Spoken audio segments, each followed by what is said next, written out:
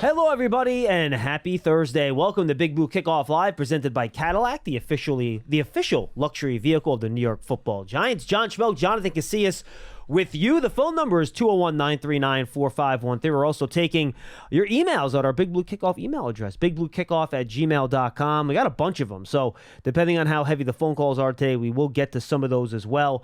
But JC, I think this is a good day to really start turning the page here to the Seattle Seahawks first. We don't have the Seahawks official kind of injury practice update yet because they're obviously on the West Coast, so they have not gotten going yet today. But Brian Dable just spoke to the media out here, and he said everybody is going to practice to some extent. Okay. Now, to some extent is doing a lot of work there. You know, a guy can go out there and, run a couple individual drills and then not do anything else, and that doesn't show you a ton. But we'll see about Andrew Thomas. We'll see about Saquon Barkley. Ben Bredesen is apparently in his last stage before leaving protocol, so that's a really good thing for the Giants. And then Azeez Ojulari are the main guys we're trying to keep an eye on here. Well, I'll tell you what, man. The Giants have been ravished a little bit too early with injuries, right, and key positions. Andrew Thomas coming back, that'll be huge. Of course, Saquon, we're all like, when we're all on the Saquon watch as soon as he went down. It just, with those two guys, it makes a little bit more of an efficient offense, more of an offense that I think is what the Giants really want to do. Without Saquon last week, the Giants only attempted 11 rushes. And I think that's because Saquon wasn't there. Even though I don't think without Saquon, I don't think that was the recipe. And some of those 11, by the way, were Daniel Jones' scrambles. So they probably only called like 8 rushing plays. Yeah, and I think Breida, the touchdown run was one of the best plays of last week. And that's something. I don't care who's playing running back for the New York Football Giants. The run game has to be a part of the offense, right? And I hear about the score and stuff like that, but Daniel Jones does very well when the run game is working. Not even if it's working, if they're trying to run the ball, because even if they're getting 3 a pop instead of 5 or 6 a pop, the linebackers and the safeties, they still have to honor those runs. But when you're not attempting to run, that play action doesn't mean anything. So I would like to see, of course, the Giants get healthy, but then I would like to see the Giants stick to that run game, bro. Like the Giants, bro, I've known the Giants all my life, and all my life I've known the Giants for being a physically run team, and that never has changed, ever. When Eli Manning was here, Kerry Collins was here, it was always a physical upfront battle, both offensively and defensively. And the Giants, I feel like the first couple of weeks kind of got away from that, that style of football and that brand of football, especially last week. Well, I think this is a good place to start then. So the Seahawks have one of the best run defenses in the NFL. They're third in terms of rush yards allowed per play, 2.99. They're 12th in EPA allowed per rush, which is one of those advanced statistics, 6th in rush yards per game. They've been good against the run, JC, but their weakness has been the pass game. They have struggled against the pass. They're tied for last in the NFL. Most passes of 20-plus yards given up this year over those first 3 games. It's a lot. 328 passing yards per game, 5th in pass yards per play, 17 of those 20-plus yard completions. They've been kind of middle of the league in terms of pressure rate. A lot of stunts, which is something the Giants have struggled with in the past, and they're a heavy zone team that's been banged up. They've had both their starting corners, Kobe Bryant and Reek Woolen, were out last week. It looks like both of them might come back. We'll see. They have their first-round pick, Devin Witherspoon, someone we talked about last week a lot on the show, last year a lot on the show. So how would you then go about attacking the Seattle defense, given where their strengths and weaknesses are? Well, you look at the teams that they played. Week 1 was the Rams. Rams is an aerial attack. I mean, I don't know how many times they threw the ball that game, 50, 60 times. I think in that game, didn't Cam Akers have like 12 rushes for 8 yards or something crazy like that? And that's why they traded his butt out of But town. then also the Lions, I don't care what people think of the Lions have a prolific offense. Yeah. And they definitely spread the ball around in the passing game. And then last week, Andy Dalton looked like Andy Dalton old. I mean, he had almost 50-something attempts again last week. So 58, I think the numbers for the the run game versus the pass game a little bit skewed early on. Just because of the opponent. For this team, but because of the opponent that they're facing, right? You know, but like I said, the philosophy of the Giants, I don't think should change. It should be manipulated from week to week. You know, but like that's the Giants' identity running the football. Even against, I think, a very well coached Pete Carroll team, a very good tackling team, led by Bobby Wagner, of course. Julian Love, he's back there. You have to establish that. That's the identity of your team, and I don't think no matter who's playing running back, you can get away from that. Now, this team is very talented in Seattle, right? I think Geno Smith. I watch him. I think he's improved from last year, and I think he had a really good year last year. I think he has looked better this year. I agree. He has created a lot of plays outside the pocket. They do a great job in running the play action. They stick to the run. A lot of play action boot. Yep, they stick to the run, and he does a tremendous job in extending plays. And he's getting the ball out not only to the biggest and most talented, over 6'4", 240-pound receiver in the league, Tyler Lockett, one of the most talented, smaller, but then also the tight ends, and the other guys. He's just doing a great job in distributing the ball, and when all else fails, he's just checking that ball down to that tight end right by the line of scrimmage. So the Giants have to do a good job in, number one, stopping the run, of course, but then also being on all three levels on that play action game. Because Geno, I feel like he's not going to force it if he doesn't have to. He's going to go ahead and throw it down to that safety valve, which is mostly tight ends. Sometimes Kenneth Walker, sometimes the running back, but it's mostly those tight ends that's kind of hanging around after that boot, after they block and kind of wash down the line. They're just turning around and just sitting right there for the check down. So those are linebackers, those are safeties, and this where it comes in last week where we saw the Giants didn't do a great job at, or did a not so good job at, or did a terrible job at of tackling. This is where tackling is going to come in at. Kenneth Walker, tremendous young running back. What's the rookie? Zach Charbonnet. Charbonnet, a tremendous rookie, and they want to feature these guys. They want to run the ball. Pete Carroll always has that philosophy. That's why I'm saying about the Giants. The Giants in Seattle have a very similar philosophy, right? You have a quarterback who you don't think is the most tremendous, prolific passer of the football, but if he can have some success in the run game and then play action the ball off of that, that's where their offense thrives, and that's Seattle. And Seattle's been hitting a stride, especially the last 2 weeks, scoring 37 points again. Yeah, a couple numbers to pass up to back up your points. 5th in the league in play action rate. They've run it 5th most in the league. Almost 31% of the pass plays are play action. And I think, John, a lot of that has to do with the fact that their offensive line has been really banged up. Yeah. They were missing up to 4 guys at points last week. So that tries to cover up. You max protect, you run 2-man routes, things like that to try to give your quarterback some more time. But look, this is a balanced offense. 4th in pass EPA, 2nd in rush EPA per play. They run the ball, they pass it. You mentioned all the talented players that they have. 8 completions of 20 or more yards. That's 12th in the league. Geno Smith, 128 quarterback rating versus the blitz. 3 touchdowns, no picks. We know how the Giants like the blitz. Just 5 sacks allowed this year, despite all those offensive line injuries. That's 8th fewest in the league. And you mentioned the receivers, DK Metcalf, Tyler Lockett, throwing the rookie Jackson Smith-Njigba. He's there too to keep an eye on. And you made the point, if the Giants don't tackle, these guys are gone. Like, you aren't catching them if you miss that one-on-one tackle. And then throw on top of that, this is a team that if you cannot get pressure on Geno Smith, they're not going to complete 7-yard passes. They're going to complete 37-yard passes. Geno Smith does not care. He's like, look, I rode at the bench long enough. I'm in there now. I'm throwing the ball down the field, dude. Like, he's going to hit DK Metcalf. And he's accurate. I think he's an underrated accuracy from Geno Smith. And he's got a really strong run, too, as well. And then these guys, I mean, you talk about DK Metcalf and Lockett. These guys have been around the league a long time. They've had long success in their careers. These are great receivers. And they complement each other perfectly. Yes, they have such different skill sets. Yes, they do. And then also the tight end. You got Fant, you got Parkinson, and then the young Jackson Smith and Big Boy. I think that in Njigba, they're trying to get him going. But they got a great 1-2 punch, and those safety valves are so good. Kenneth Walker, I mean, probably the best second-year back in the league, if not top 3 in the league in second-year back. There's some talent. There's definitely some talent back there.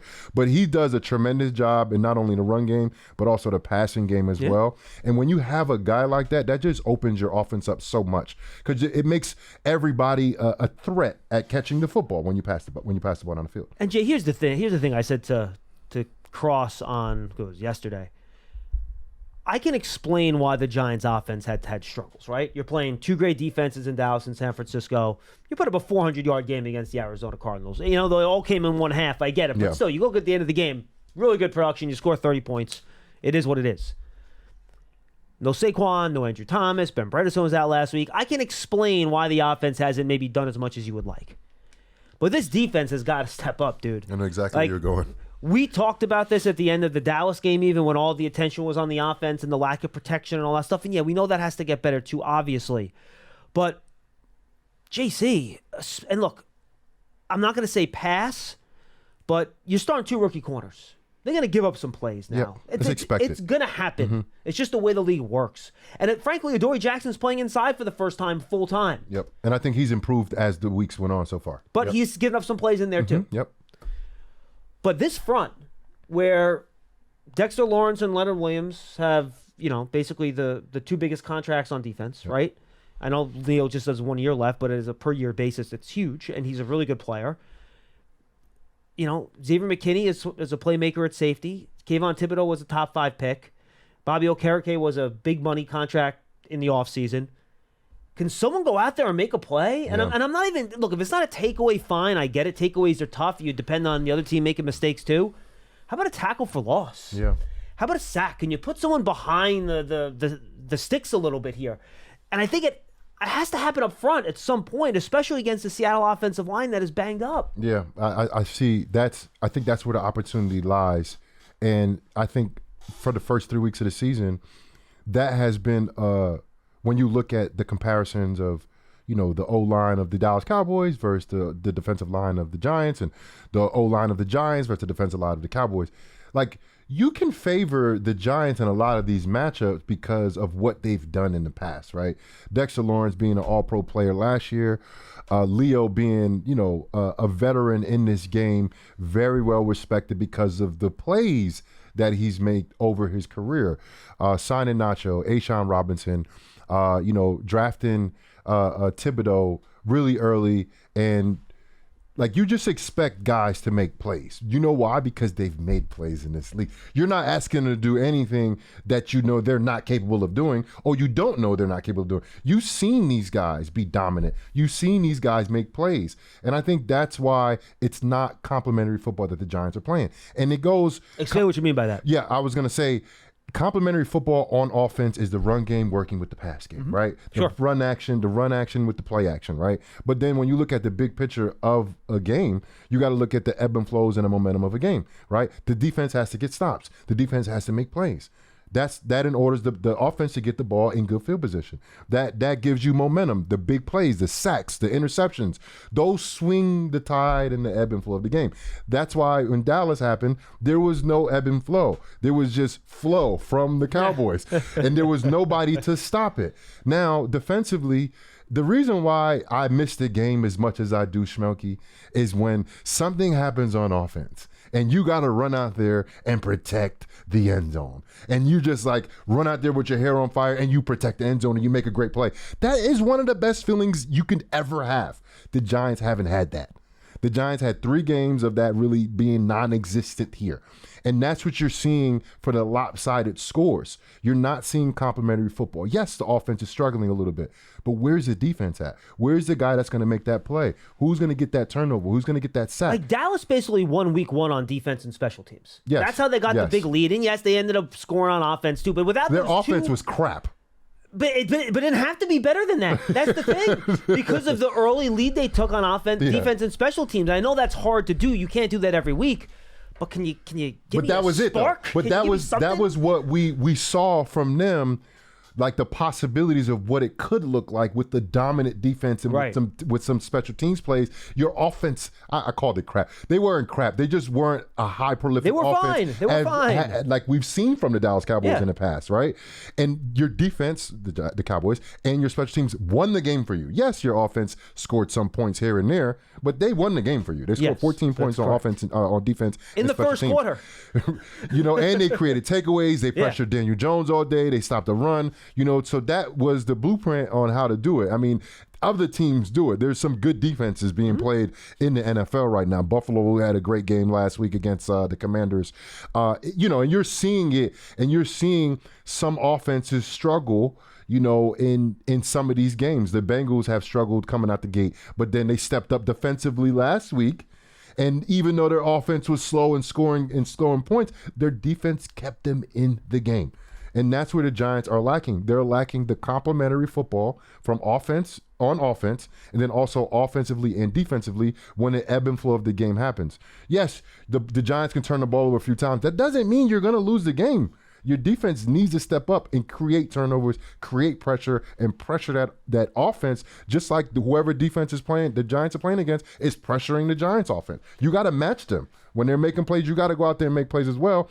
And we're not asking for them to do anything we haven't seen yet. We want the Giants to do what we've seen them do, what we know they're capable of doing. They have tremendous playmakers, especially in the interior up front. Yeah, and guys have to start making more plays. And hopefully Azeez Ojulari is back this week, and maybe he can help out outside, help Thibodeau a little bit, who needs to get more pressure off the edge. And I wanted to speak to your point earlier about the back end, and I heard you talking to, I forgot who you were talking to, but you were talking about the corners making mistakes. And I'm watching film, and they are making little mistakes here and there, not being in the right place here and there, but that's expected. Yeah, of course. That's expected. They're rookie cornerbacks. Pinnock, I think he's a tremendous playmaker. I expect him to miss some plays here and there. Right? Like he did against Ertz against the Cardinals. Yeah, like I expect him to miss some plays. Yes, he's played some football in this league, but he's not Leo. He's not Leo Williams. He hasn't played as much football as Leo Williams. Right. He hasn't been as dominant as Dexter Lawrence. So I don't expect him to do those things. But I expect Dexter Lawrence to show up a lot more than he has showed up because he's that good. And now he has, to Dexter's credit, he has been disruptive. He has been in the backfield. But not dominant. He hasn't dominated. That's the word. Games. Definitely disruptive. I agree with that. Because he's definitely been disruptive. He had some pressures. He's gotten in quarterback faces. He can move these huge men almost very easily. Almost effortlessly. Right? No, 100%. But we saw that last year, but we saw the plays being made. Not only him doing it, but the plays behind him. And again, I think that's complementary football, too, right? In a different way. It's the DBs covering long enough to give Dexter Lawrence a chance to get home. So, JC, I'm with you. Join us on Sunday, October 8th at HK Kitchen and Draft House in the Bronx to watch the Giants take on the Miami Dolphins. Enjoy Modelo drink specials, meet a Giants legend, and enter a raffle to win game tickets and more. Visit Giants.com/Bar Network to learn more.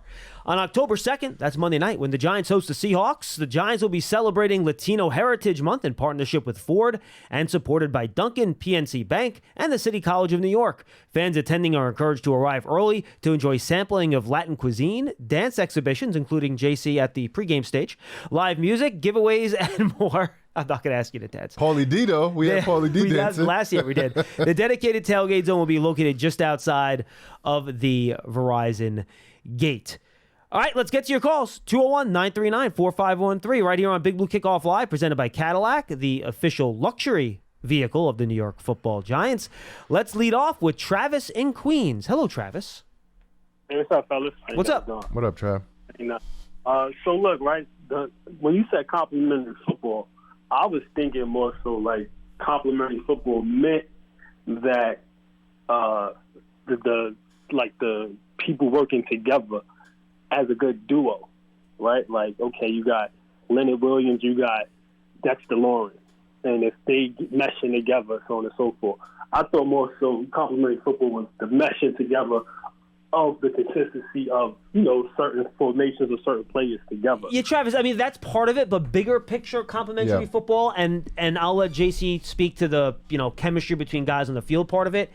It's when one side of the ball maybe is not playing while the other side of the ball steps up, right? Yeah. To give your defensive line a chance to get home, your secondary has to play well. And part of it, too, is that, look, if Daniel Jones only has a couple times to make throws down the field and hits a receiver in the hands, the receiver's got to make the play, right? Yeah. Like, what one player does has to complement what the other player does, so their effectiveness impacts the game. Like, to our point, Dexter Lawrence has been disruptive. He's getting into the backfield, but because either no one's collapsing the pocket from the outside or the cornerbacks aren't covering long enough, his individual wins are not turning into plays that are helping the team win football games because other players in the field aren't complimenting his play to give him a chance to impact the game. Now, Jason, go ahead. And Trav, I'm gonna speak specifically to the Giants and who they have on their roster, right? So, of course, everybody knows Dexter Lawrence and what he can do, but the thing is, all the teams understand what he can do. Correct. So they're going to allow him to – they're going to be like, okay, we got to block him, double team him, whatever the case is.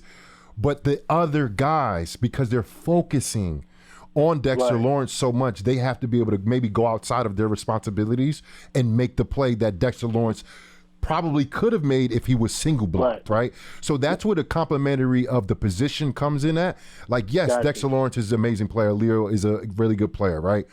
But if you have guys behind them not making plays or not being there when they do double team a Dexter Lawrence, or they're putting a lot of emphasis and focus on him, it becomes that, your best team is getting neutralized, but who else is going to step up to make the play that he would have made if he was single blocked, right? Trav, same thing on offense. Like, if a team's stuffing, like stacking the box to stop Saquon, then the pass game has to do their thing. Or the other way around. You know what I mean? Mm-hmm. Right. And it's funny that you guys started like this, because this was the point that these are my points. And I think, like, honestly, for me, in my opinion, I think J.D. Davison, the performance he played against the 49ers, great game. I would pair him with Dexter and take Leo out. I think Leo, I don't know, I think his game is like digressing a little bit over the time. And I would like to see J.D. Davison, because when you think about it, it really is, there's no number 2 that we have on the D-line that you know for sure. All right, we're going Dex, like the next one is up in the air. So for me, I would go JD because of his size, and I think it would help. I think with having JD in. DJ Lawrence. Yeah, DJ. Right. DJ, yep. Yeah, DJ, thank you. Having him in with Dexter Lawrence and Thibodeau, I think we can see a better third down sack, like a sack performance and stuff like that. I think we could get better. How is DJ? Right. How is DJ this week? Is he's practicing? It sounds like he's going to be okay. Brian Dable said that doesn't appear to be serious. Thank goodness. Okay. Yeah, I agree with you. He had a fantastic game last week until, of course, he hurt his arm. And the thing is, when you have, these moving pieces along the defensive line that they brought in, right?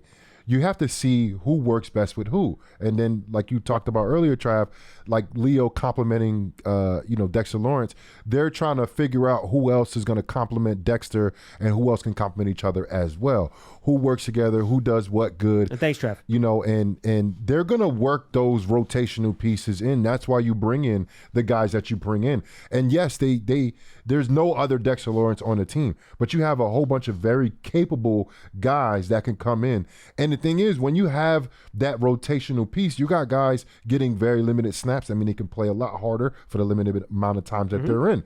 That's why you have the depth that they have. That's why you do rotate them. And I look at what the Philadelphia Eagles did last year. They had 4 guys with over 10 sacks. And like only one of those guys played 70% of the snaps, and that was Riddick. Everybody else was at 40, 50% of the snaps. I think that's how you get the most productivity out of your line. But the synergy, the chemistry is just not there quite yet. And I think as the weeks progress, you should see that be more apparent as, they get more familiar with the system and with each other. Because you got 2 defensive tackles that haven't been in the system, that just got added this year, that are playing a good amount of snaps for the Giants. They have to figure that out. It takes a while. And then with basically the absence of preseason and how soft camps are nowadays, you're in training camp now. Yeah. You're just getting out of training camp the first 3 weeks of the season. That's kind of how it is now. So I think the week 4, 5, and 6, it's definitely a tough road for the New York Giants with the Bills and the Miami on the horizon. But this is where you start to see what the team really is, because they're getting away from training camp. They're really starting to figure out who their guys are, who are the playmakers, who can play with who.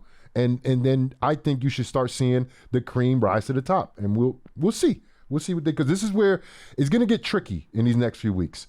Seattle's not no pushover. Definitely a winnable game. Really good offense. But after that, the Bills and Miami, these guys are, Miami scored 70 points, and the Bills beat the brakes off the Commanders. Like, they had 9 sacks. No, that was the equivalent of Dallas week 1 against the Giants. It might have been worse. 9 sacks. They got that late game. field goal. That was bad. That was bad, bro. That was a straight beatdown. So the Giants definitely have a road in front of them, but we're going to take this 1 week at a time. Seattle is a very talented team led by a very underrated, I think, quarterback in Geno Smith, a guy that can create things. They have a lot of skill on the outside. Were you here with Geno one year? Yes. You were, right? I thought so. And then, of course, Bobby Wagner. He's the first ballot Hall of Famer.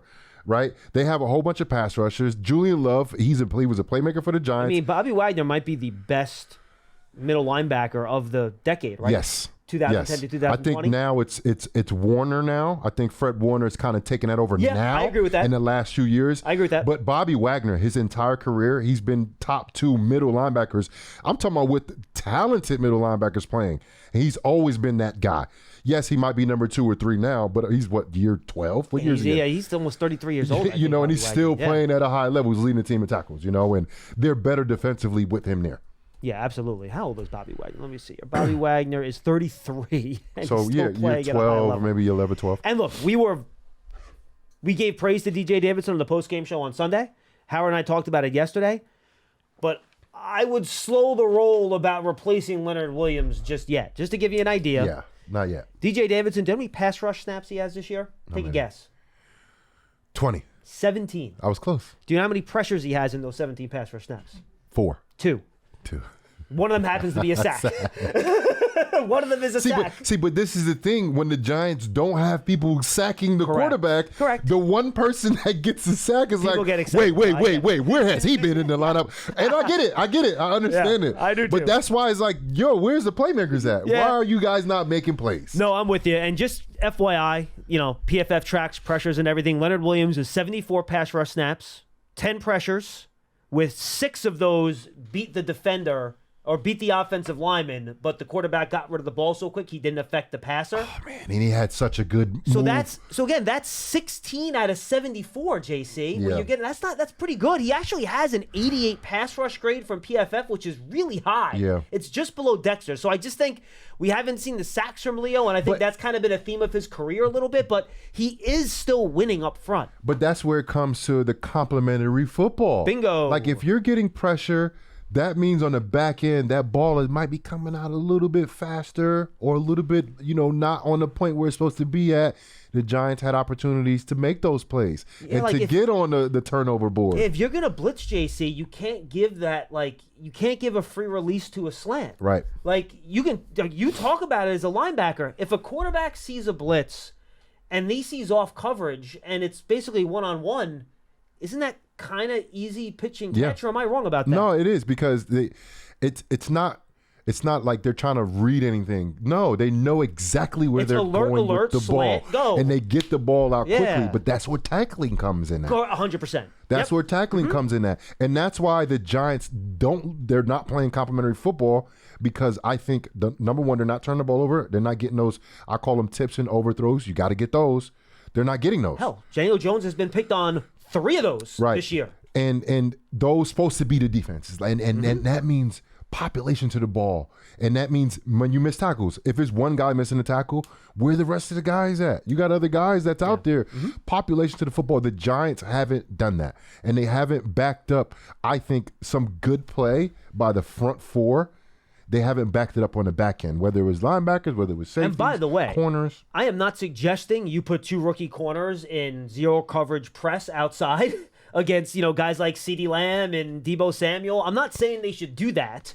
I'm not criticizing Wink in that way, but it's just when you're playing 2 rookie corners, it kind of is what it is. Yeah, figure it out. But I don't expect them to not make plays and be perfect. I expect them to have mental errors, to be out of position by a yard, get that penalty when the ball's in the air because they panic. I expect those things to happen, but I also expect Leo to make a little bit more plays.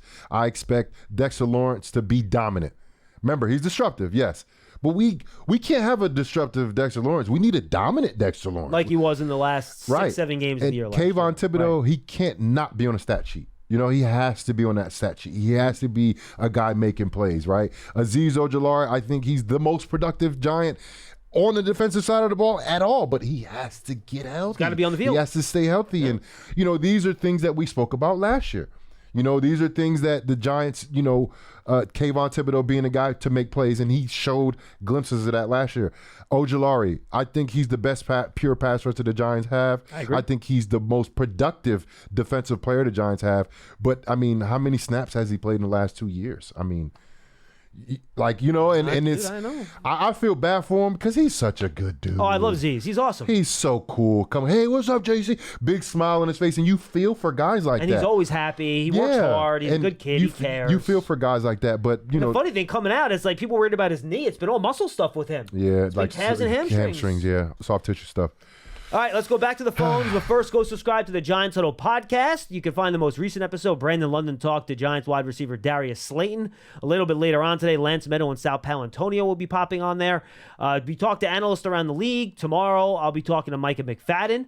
I'll ask you for some questions for Micah, by the way, from a linebacker perspective, and a bunch of other stuff on the Giants Huddle podcast. Check it out on the Giants app, giants.com/podcast, and your favorite podcast platform. And go subscribe to our newest podcast, the Giants Hangout. Casillas is recording today with Brandon London and Madeline Burke, and the debut of one of our writers here, Matthew Sytak, will be joining us. All right. Have you guys worked out your 3 topics yet? We had like 8 of them in our text chain. I'm about to say, I threw in a couple today. Oh, I know. It's You like guys had 12 good of them. ideas. I'll let Madeline do that. We got to narrow. He's Madeline. Yes, we'll let Madeline narrow. That's a good idea. All right, so go check that out. You can also find that on all your podcast platforms. Just search for the Giants Hangout, and we'll have another episode coming your way on next Tuesday morning, right after the Seattle game. On Monday Night Football. All right, let's go to DJ in Virginia. He's up next. Hi, DJ. Hey, how's it going, guys? What up? All right. All right, so I got 2 questions. Sure. My first question, I guess, is on the defense. Like, I'm trying to figure out what exactly is going on with the defense, and like how is it we can allocate so many resources to stopping the run, yet we can't stop the run? Like, what seems to be the issue in you guys' opinion? JC, I think you're the perfect guy to answer that as a linebacker. Yeah, and we've been talking about this, basically this whole conversation about the complementary football. You know, I think there are some guys that make mental errors. There are some guys that's out of position. There's some guys that are getting single blocked that you expect them to beat single blocks. And then the tackling we saw was piss poor last week. That was a very, very poor tackling game last week. And I don't care who you're playing against. When you tackle like that or don't tackle like that, there's going to be big plays, you know? And the Giants have been behind the sticks a lot. And then the times where they have the offense behind the sticks, 3rd and 12, 3rd and 15, which we saw last week, they're just not making the plays at the point of attack. I think that's one of a couple things. I think, number one, I think guys are getting single blocked. They're not getting off blocks, right? Some guys are getting blocked by wide receivers. These are mostly... this is everybody. Everybody. Okay, that's what I'm asking. There's guys on the outside that's getting blocked by wide receivers. I don't care if you got DK Metcalf. I don't care. Don't let them block you. You know, like as a defender, right? Linebackers don't get blocked by wide receivers. Safeties don't get blocked by wide receivers, right? Guys are missing astronomically yes, that word. Amount of tackles. It was a lot, bro. Okay, it was a lot. I got excited, and that is. Like, when you look, as a defense, when you meet, the first thing we talk about, did we stop the run, right? And then it's like, why did we not stop the run? A lot of the times, it's the mental errors, and then it's the missed tackles. The Giants have had a plethora of both. Are you saying, like, guys aren't filling the right gaps? Is that what the issue is? Like lanes, right? I saw one time, I forgot what play it was, but Pinnock is filling in real fast, and he ran right into the linebacker. And then the play, I don't know if it was D-ball, I forgot what week it was, but then the play extended for like 20 yards down the field. So both guys filled the same gap. Yeah, that's a mental error. Yeah, right. That's not a missed tackle. That's a mental error. 100%. So stuff like that, it could be either mental errors or missed tackles, usually, right? And I've seen a plethora of both of them in the first 3 weeks of the season. And I don't care what Wink is calling. If you're having mental errors and you're blowing assignments and then you're missing tackles when you're in the right position to make the play, that's a recipe for disaster, and that's what you've been seeing. Right. Like Wink Martindale, he run blitzes at very like timely times. Like Pinnock, that's why he has his tackle for losses. Pinnock lines on the line of scrimmage and he just blitz down the line right when he knows it's a run play. Those are brilliant run blitzes, brilliant, because you know who's unblocked? Pinnock. It's brilliant run blitzes. But it's the times where I'm not going to focus on Pinnock. There's been times where other guys, the ball was designed to get to them, whether it was offensively or defensively, and they're just missing tackles. Wow. Yeah. And my other question is on the offensive side of the ball. I'm trying to figure out exactly what's going on with the offense, because it seems like at times it's a little vanilla. Like, one of my knocks on, Jason Garrett was the offense was a little bit too predictable. Like, what happened to the inside shovel passes, and the innovative play calling, Kafka was supposed to be bringing from Kansas City. With last year when they did the 2-point conversion against Tennessee, with the inside shovel pass to Barkley, I was like, finally, like we're getting into not being so predictable, running something a little bit different. You know what I mean? And then you look at a team like Miami, and they're doing all this misdirection stuff, and it's like, it confuses, teams at times. Like you saw how Denver was a little confused. They didn't know who to go to, and even the Dallas and Arizona game, I feel like they did a little misdirection and some power runs at Dallas directly. You know what I mean? Because one of the ways to kind of negate speed is with power. You know what I mean? So I'm just trying to figure out, why does it seem like the offense is a little bit vanilla, or not seeming like they're more innovative. Thank you, DJ. Appreciate the call. And this goes back to one of my pet peeves, so I'll go here. Yeah. When players don't execute, things all of a sudden don't look very creative. Right. Yeah, right. Exactly. And it doesn't look like guys. It reminds me of when you're watching, when people that watch baseball, they're like, oh, the team has no energy. Yeah, it's because they couldn't hit the pitcher and they struck out 13 times. Do you have a lot of energy if you can't hit the damn ball? Of course you're not. And the offense is just not going to be creative if you can't do fundamental things like block. Yep. And this is why I've been saying, as we've had people call in, and again, I'm not saying that all the offensive coordinators have been perfect. Could they have been more creative? Yeah, sure. But the bottom line is that you could put the best offensive minds on the planet in the room. If your guys can't execute what they're telling you to do on the field, you can't get to that fun stuff if you can't execute the basic stuff. Yep. Right, JC? Isn't that how coaches think about this? Yes. They're going to make you get the basics right before they give you more. Yep. And what I've noticed the first 3 weeks, the Giants have added speed at, especially offensively, right? Paris Campbell being a very fast guy, Jalen Hyatt being a very fast guy. And I'm not going to talk about Jalen Hyatt right now. I'm talking about Paris Campbell and the guys that are catching passes in the interior. And Wandell's back to do that too, by the way. And Wandell too. So what I noticed last year, Daniel Jones he was thrown to basically Richie James for most of the year. Yeah. And then Isaiah Hodgins came in and, he did his thing. Daniel Jones was very accurate between the hashes. And what makes you accurate is not just throwing the ball at the receiver, but throwing it away from the defenders, throwing it at a point where your guy can catch the ball without taking a hit or create some run after the catch. Yeah. I watched Paris Campbell fall down multiple times after he caught the ball, and that's not always on him. I think Daniel Jones, I think he's learning these new receivers, and he's not putting the ball exactly where he needs to put it at, and that's hurting them. Darren Waller, a little too high for him. Right, a couple of times. Slightly we've behind seen that him. a couple of times, right? And Daniel did say after the game that that's a pass he needs to and put these are like, in a I'm talking better about spot. a foot. This is a foot. This is a foot isn't, to the left, foot to the right. This is more ball placement than accuracy, yes, right? Ball placement and at the right spot. Paris Campbell, I watched him catch the ball, and I think it was week 1 or preseason where he caught the ball and turned the opposite way and didn't get any yards with it. It looked like he could have walked into the end zone. I think that was preseason. And then it happened last week several times where the ball was either a little bit behind him or he caught the ball and just didn't turn and get the yak that we saw that San Fran was getting consistently through the whole game. The Giants, they didn't, it would not be smart. It would not behoove the Giants to have an aerial attack game plan against the San Francisco 49ers. That's not smart. Just or like Dallas, the Dallas Cowboys, correct. right? Yes, absolutely. So when you think about that and what they want to do offensively, they want to get the ball to those receivers. But the ball has to be thrown the right way, right?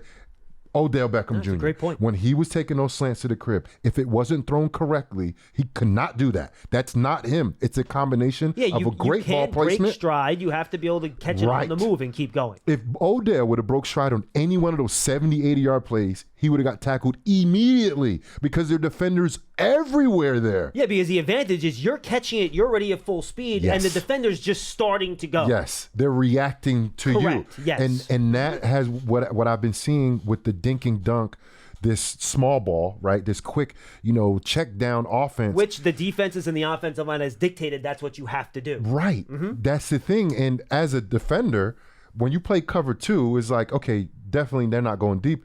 But when they check it down, you have to tackle them. Right away. But if the quarterback is throwing a ball behind guys, or he's throwing a ball where he's not running in stride, that makes my job so much easier. Because he's going to be there. Yeah. He's going to be there. He's not going to be moving. You're attacking to a where stationary target. I have to change my angle. Yeah. And then I have to get him on his hip, and it's not a flush tackle, right? It makes my job so much easier. So that has to happen. The ball placement for Daniel Jones has to be better. I think these receivers and these game plans that they're going into against some of these talented defenses, they require for you to make those checkdowns. And then for the receiver or the ball catcher to create after they catch the ball. Yeah, like 4-yard catch, 12-yard play. From Brock Purdy. Right. That's what Purdy does. Purdy doesn't really, he can throw the ball down the field, but they don't have a vertical aerial attack game in the San Francisco 49ers. Correct. What do? No, you're right. They get the ball to those talented receivers and running backs. They just do, and they let them do it. Kerry Kittle. God, that's did it again. Twice again, bro. Good. George Kittle. George Kittle. I haven't even seen Kerry Kittles in like 20 years, bro. Did you guys hang out together at some point? I don't know why, bro. Because that was the only Kittle I've ever heard, probably. That's why. He was before you guys weren't even playing. No, yeah, he's a lot older than me. That's what I thought. Yeah. But yeah, so Kittle, all those guys for the 49ers, they're doing what they're supposed to be doing, and the ball placement is where it's supposed to be at. Damn, I'm all over the place today. We can start calling DK Metcalf Eric Metcalf if you want. Or you got to find an NBA player to sub in. Oh gosh, Pearson, I'm crazy right now, bro. I was dying astronomically. All right, I got an email question, JC, that came in specifically to you. Then I read the question and I laughed because I guess you are the person that would answer this. But it's a funny question. All right, here we go. Players are getting tackled or slowed down by players grabbing the undershirt that extends way below the game jersey. Slayton got tackled by his shirt in the Cardinals game. I remember the play. I've seen this happen in games all around the league, not just the Giants. Why would head coaches allow players to dress like this and put your team at a competitive disadvantage? Would there be a player revolt if they were all told to tuck in their undershirts? That's a great question. That's a great question. That's why I read it. Yeah, it's a great question. That one from William Broderick, by the way.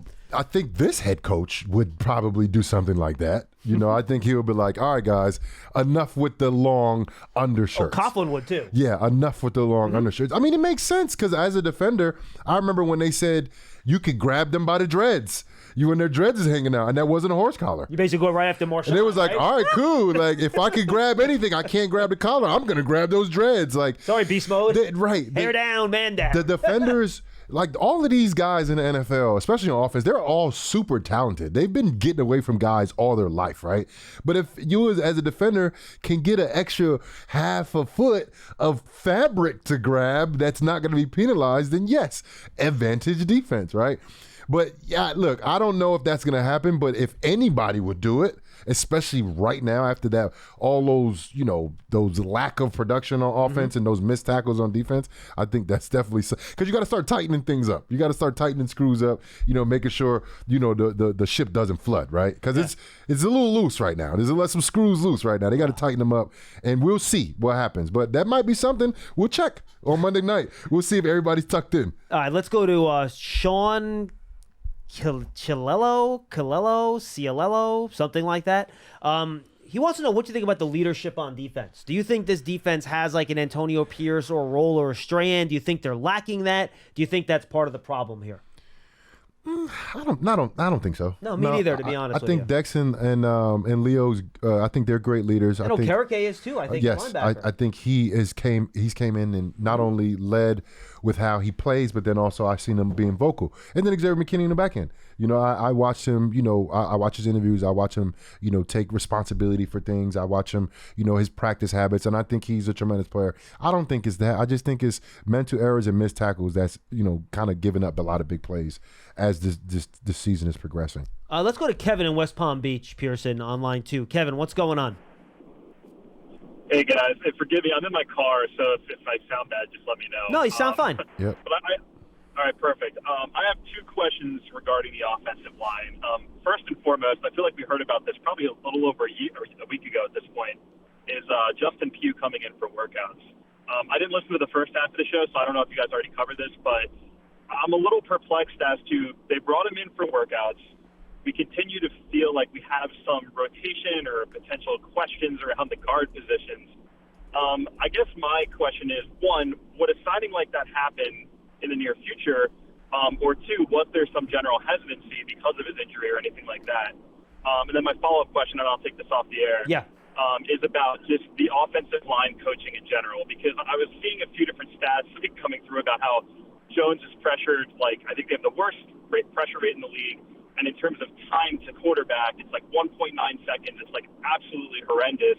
And the second worst team is double what we have from a pressure rate standpoint. So a lot of people have been saying, look, you've gotten all these draft picks, you've gotten all these free agents or whoever you've brought in for the line. And at the end of the day, they continue to be bad. Is this a coaching problem instead of an actual talent problem? So just curious about both of those things, and I'll take the question off the air. According to Pro Football Focus, and different, next-gen stats might have different numbers and stuff like that, but I believe, and I'm double-checking the exact number right now, in terms of pressure rate, the Jets, I think, have actually dipped below the Giants in terms of pressure rate allowed this year, if I'm not mistaken. I will double-check that right now. I was on the wrong chart there. But I don't have the average time to pressure for teams on. I have the defensive stats. I don't think I have the offensive stats on those. Look, this goes back to the questioning of the play callers on offense. Dude, how many offensive line coaches have we been through here? Yeah. I mean, do we really think this is a coaching problem? And in terms of Pugh, look, he tore his ACL last year. We don't know what the workout looked like. Maybe the workout didn't look good. Yeah. I have no idea.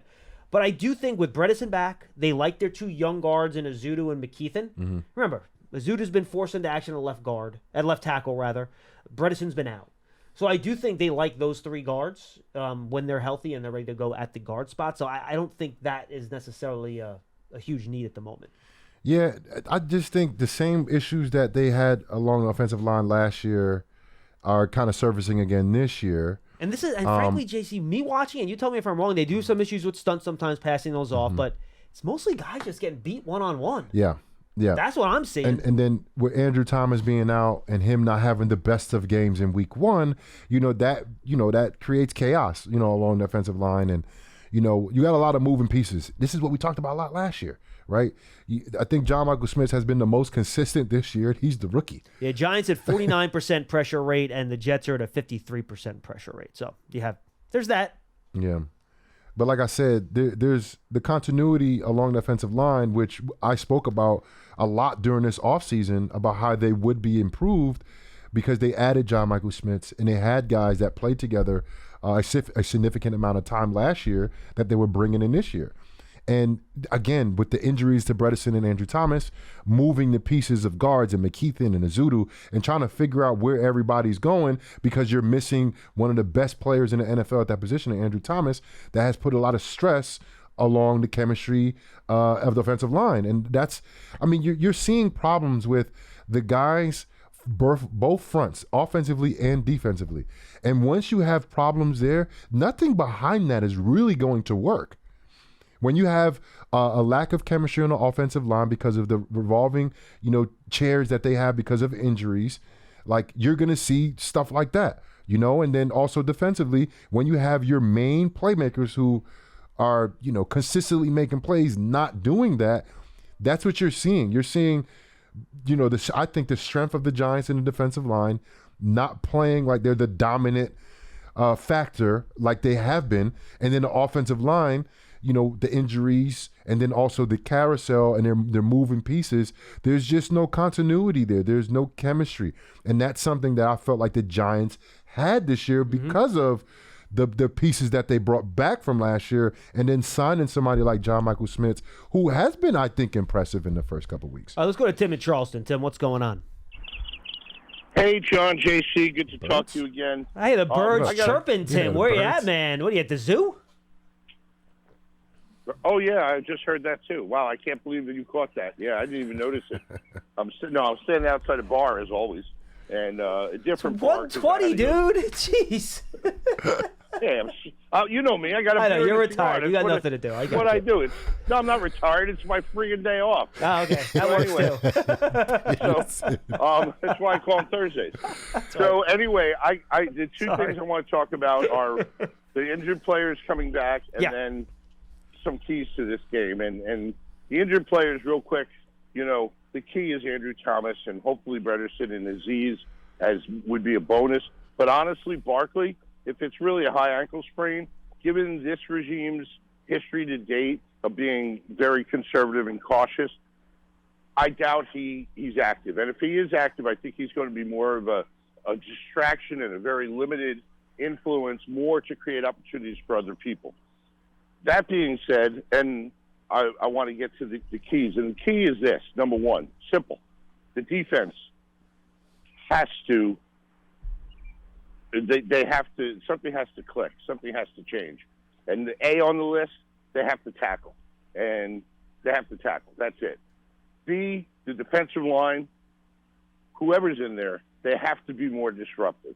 And if they tackle, it'll limit us being gashed too much by runs, so that'll somewhat solve the run problem, even though I think Seattle certainly run pretty well against us. And if the defensive line is disruptive, then they will get they have to get at least one significant turnover, a key interception or strip sack or fumble in the backfield, whatever it may be, to flip the field at some point. I love what Howard says about everyone in the camera when it comes to tackling. Everyone in the camera. Yeah. Because we're population not seeing to the ball. Tackling. Yep. We're seeing one guy trying to bring somebody down, another guy's running around, and there's 3 or 4 guys in the frame. What happened to 8 guys in the picture? That's what we need to see. But then the last thing is sort of I think this game, and I'm going to finish with a prediction, is going to ultimately come down to Graham Gano. And I think he's going to kick like 4 field goals this weekend. And my prediction for the game, and also we need the special teams to at least have positive, those invisible yards. We need to have some positive invisible yards. It doesn't have to be huge, but at least let's not lose that battle. And my prediction for the game is Giants 26, Seattle 24. And if I'm wrong again, then I'm not going to make a prediction that we're going to win again until we play Washington. So thanks, guys. I'll take it off the air. Good stuff, Tim. Appreciate it, man. I knew you weren't retired. That's my bad. Your thoughts? I mean, football comes down to blocking and tackling. I mean, we've said that so many times. I mean, that's what it really comes down to. And the Giants just aren't blocking that well on offense. And they were terrible last week with tackling. And if you continuously do that, the basics of football, the things that they teach you first, the things that you learn when you're a child, they learn hat placement on tackling, and they learn blocking, right? If they can't do that, the Giants have no chance of having any success this year. They have to improve blocking up front and then getting off of blocks on defense and then tackling. They have to. All right, let's go to Nick Filano. He wants to know, longtime listener, love the show. Thanks for listening, Nick. Question about Tom and Fox. I feel like he had some nice moves, did well in the preseason, got some pressure on the quarterback. Is there a chance we can get him some playing time? I'd love to see what the kid has to offer with his pass rush. Thank guys. Love the show. Now remember, they brought up Zimenez twice already. So if you bring it up again, that's 3. So if you're going to activate an edge player, if Ojulari can't go, it would probably be Tom and Fox this week, would be my guess. Yeah, and he made some splashes in preseason, but it's preseason. So we don't know. But, I mean, why not? I would say, if Aziz can't go, I mean, he has shown some splashes, and if he understands the playbook. When you play defense, especially for defensive coordinators that have so much experience like Wink Martindale, they're not going to play you if they don't trust you. Sometimes people be like, oh, man, he's so talented. Why is he not playing more? Because they don't trust him, When they don't trust you, it usually means that you don't understand the playbook or you make too many mistakes. That's what that usually means. It's not that you're not trustworthy. They seemed to trust him at the end of last year, though, when he did a nice job. Right, but I'm saying you just don't know, though. You don't know. Sure. And I'm not saying they don't do that. I'm not saying they don't trust them. I'm not saying that. But that happens at times, right? And then it could be, I don't know, disciplinary things. I don't know. I'm just saying, I'm just throwing things out there. But when you play a guy, that means you trust him, So if they play him, that means they trust him. And I would say give him a shot because right now they're just not getting production from the guys that they need to be getting production from. Especially on the edge. Especially on the edge, yep. That's it. All right, Cliff in New York will be our final caller. Then I have a couple more emails for JC. Cliff, what's going on? Hey, thanks, guys. Two quick things. First, I'm thinking, listening to you talking about the defense and the shortcomings, I'm thinking about these defensive players watching the film, and they're seeing, I assume they're seeing the same things you do, and the coaches are. So my question is, do you think these players that we have on the roster playing these positions with the assignments they have can feel confident watching that film that they can do a lot better, and the coaches watching, seeing maybe things like the quarterback is getting the ball out quicker than they thought he would, can adjust? Do you think the combination of the players and the coaches can both be confident that they can play a lot better with the coaches and players that they got? Absolutely. I mean, not only can they do it, they have to do it. And we've seen them do it too, by the way. And we've seen them do it. And we talked about Micah McFadden a lot in the Arizona game, and then he bounced back last week, had a tremendous game. Missed some a couple tackles, but he was always there, man. He was there. And you saw him make it like an effort to I'm going to make a play. I'm going to do this. I'm going to shoot that gap and be sure about Didn't it. he have 2 or 3 tackles for loss? He did, yeah. 4. I think he had 4 tackles for loss last week, if I'm not mistaken. He was all over the field. But when you have a guy like that says, I'm going to be better than I was last week, taking accountability for his performance, and you get a whole collective effort like that, that's when you're going to start seeing improvement, right? And then we talked about, Howard Cross said it the other day, population to the ball, right? I don't care if the play's not going to your side or not in your gap. Get off the block and get there, because not that you're not relying on your teammates, it's just that you never know what's going to happen. What if your teammate hits him and the ball pops out and you're just sitting on your block because you're backside? You know what I mean? This is where you need to get off you call it block destruction. And that goes for defensive linemen, interior and pass rushers on the outside. That goes for linebackers. That goes for safeties. And it goes for cornerbacks. Everybody they get taught block destruction. Not just getting off block, beat the block and get to the ball. And they just haven't been doing that. All 11 guys. Now, I love the way Bobby Okereke is playing, but I feel like sometimes nobody's helping him. I feel like sometimes there's nobody there helping him out. When he's at the point of attack and ball carriers are cutting off of him, where's the backside guys? They're stuck on blocks or missing tackles. Well, that's great. That's what I was hoping you'd say, because I kind of thought so. I mean, I didn't see why they're not getting physically beat up. They're not getting outplayed. They're just missing tackles. And I think it's what I just said. It's maybe not at the point of attack, so they're more watching instead of trying to destroy the block and get to the ball carrier and finish the play.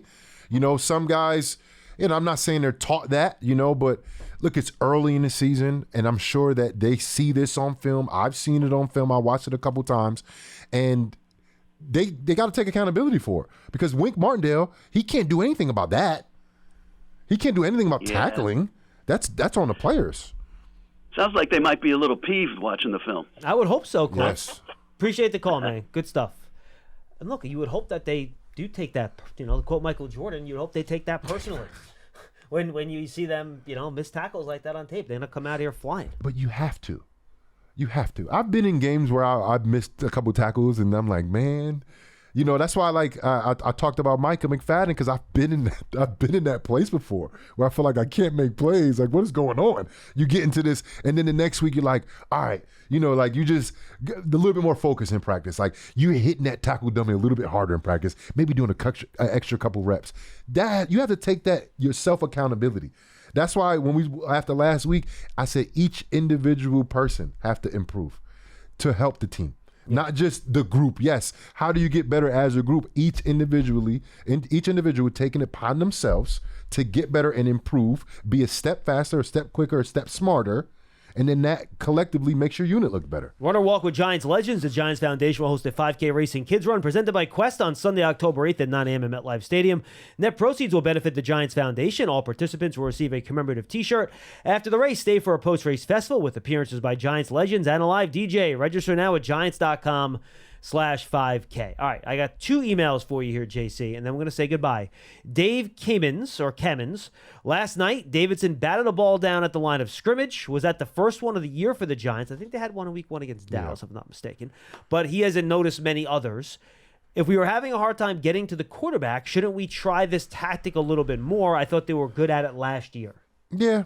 I mean, for sure, and a lot of people say when you get, balls batted down, that means he didn't win. He lost the rep. He didn't get past the lineman, and he's just at the line of scrimmage. But I hear you. Yeah, that's definitely something. If they're not getting there, and there are guys at the line of scrimmage or, a little bit past the line of scrimmage, they're still getting held up, then yes, become a defensive back and help out your guys on the back end. All right, final question. This one a little more personal from Dave Kelly. Wants to let you know that his son Logan is 11 in his first year of tackle football and is still learning every day. His favorite position to play is linebacker.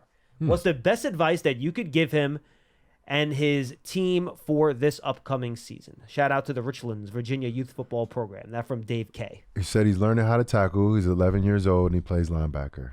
Yeah. So what kind of advice would you give the kid and the team? 11-year-olds. Number one, be aggressive. Be aggressive. Be a physical presence. Don't turn down the physicality. Turn it up. Turn up the physicality, and then be a master communicator. Learn how to communicate, because linebackers is the quarterback of the defense. What do we see quarterbacks doing all the time, and why are they the quarterbacks they are? Because they can communicate very, very well. And as a linebacker, and I saw Ray Lewis talking to, not Queen, who's the Roach, right? Roach from Baltimore. Yeah, the middle linebacker. Oh gosh. The guy that came from the Bears. Yeah, is it Roach? No, Pearson? Not Roach, right? Roquan Smith. Roquan Smith. Why did I say Roach? Give me a second. Nick Roach. That's back. I don't know what you're saying today, dude. Don't ask me what you're saying. That's back in the day. You are all over the place today. So Roquan Smith, but he was talking about like communicating pre-snap, communicating as the play is happening, and as a linebacker, if you know something is going to happen, let people know. That's what you saw from Luke Kuechly all the time. He's yelling out the other plays. That helps everybody. So, yes, turn that physicality up. Be as physical as you possibly can, playing that linebacker position, and then be a great communicator. If you learn stuff, down and distance, back depth, what you think you might see, call it out and help your teammates out. Guys, thanks for joining us on Big Blue Kickoff Live, presented by Cadillac, the official luxury vehicle of the New York Football Giants.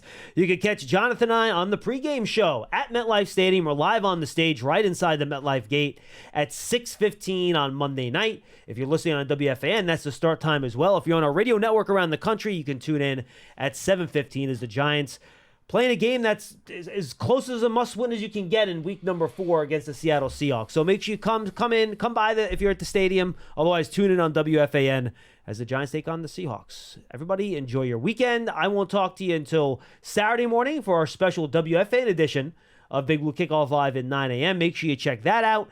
And then we'll see you on the pregame show, everybody. But tomorrow will be Lance and Paul for one more episode of Big Blue Kickoff Live this week. We'll talk to you then.